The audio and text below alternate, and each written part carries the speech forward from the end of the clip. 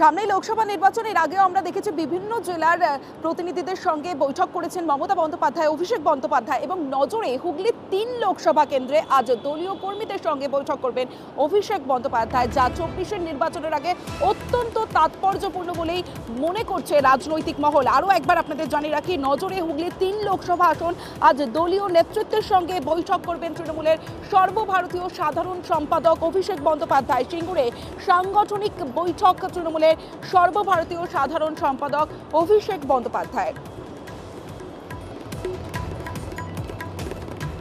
সরাসরি চলে যাব, আবির ঘোষাল রয়েছে আমার সঙ্গে। আবির, বৈঠকে ঠিক কি বার্তা দিতে পারেন অভিষেক বন্দ্যোপাধ্যায়?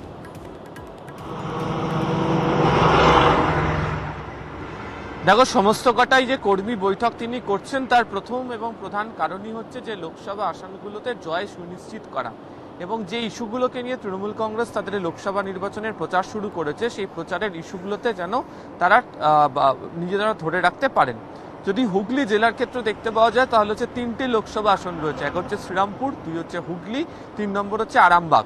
২০১৯ সালে হচ্ছে শ্রীরামপুর এবং হচ্ছে আরামবাগ এই দুটো লোকসভা আসন তৃণমূল কংগ্রেস জয়লাভ করে। হুগলি লোকসভা আসন তৃণমূল কংগ্রেস হেরে যায়। ২০২১-এ এটা আমূল বদল হয়। শ্রীরামপুর লোকসভা আসনের মধ্যে থাকা বিধানসভাতে ভালো ফল, হুগলি লোকসভার মধ্যে থাকা যে বিধানসভাগুলো রয়েছে তাতেও ভালো ফল। এমনকি যিনি হুগলির কেন্দ্রে যিনি সাংসদ ছিলেন তিনি বিধানসভা ভোটে দাঁড়িয়ে এখান থেকে পরাজিতও হন। আরামবাগের ক্ষেত্রে, আরামবাগ মহকুমার ক্ষেত্রে ফল খারাপ হয় হচ্ছে তৃণমূল কংগ্রেসের এবং এবারে লোকসভা নির্বাচনে সেই কেন্দ্রের প্রার্থীকেও তৃণমূল কংগ্রেস বদল করেছে। এক তো হচ্ছে কেন্দ্রীয় বঞ্চনার ইস্যু, দ্বিতীয়ত হচ্ছে তৃণমূল কংগ্রেস এই মুহূর্তে এজেন্সির ইস্যুকে হাতে পেয়ে গিয়েছে। কেন্দ্রীয় এজেন্সির যে অতি সক্রিয়তা সেই ইস্যুকে তারা সামনে রেখে ঢালাও প্রচারের ক্ষেত্রে যাচ্ছে।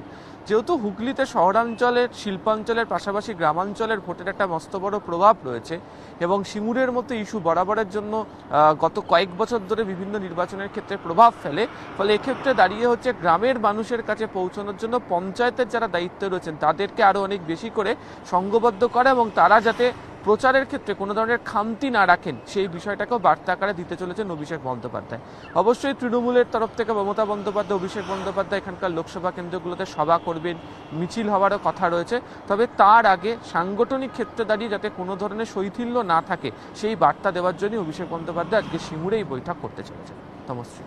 বেশ, আবির।